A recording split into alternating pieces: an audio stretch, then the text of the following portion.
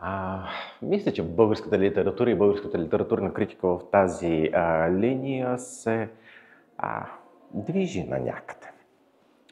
С колеги съвсем наскоро, дори днес, говорихме, че ни липсва един професор Никола Георгиев, който даваше толкова много цвят и който успяваше да създаде едно пространство за българската литература. Нещо, което към момента и поне в последните години не се забелязва толкова активно. Колегите работят страшно много, мога да го потвърдя. И в същото време обаче времената са различни и точно този поглед към световната литература и погледа на българската литература, къде тя стои в световен план, някакси в последно време, поне лично аз не го забелязвам. Но това може би е едно временно явление, което бързо ще достигне своя съответните промени, които са необходими да бъдат достигнати.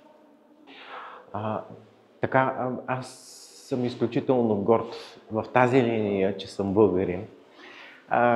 Не защото литературната критика в Украйна не заслужава внимание, напротив, доста сериозно, но отново възможностите за капсулиране на литературата, на една национална литература вътре в себе си, отново затваря литературната критика и затваря като цяло самата литература. Литературата винаги е била едно световно явление и би трябвало и самата литературна критика да разглежда собствената си национална литература в световен план.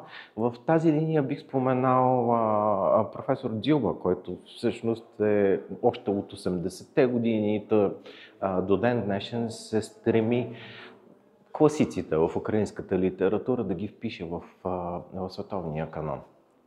Това е всъщност един от ценните опити, които бихме могли да вземем от украинската критика. От друга страна, що се отнася до естетически качества на литературоведски текстове, то от това биха могли да се възползват украинските литератори от нашия опит, доколкото нашата литературна критика от 60-те, 70-те години и до ден днешен все още се стреми да постига някакви, освен чисто научни и естетически качества и стойности.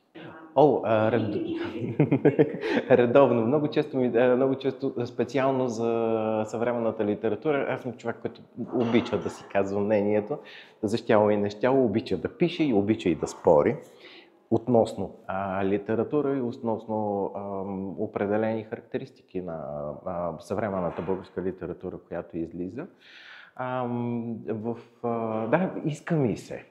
Иска ми се. Друг е въпросът, че времето не винаги го позволява.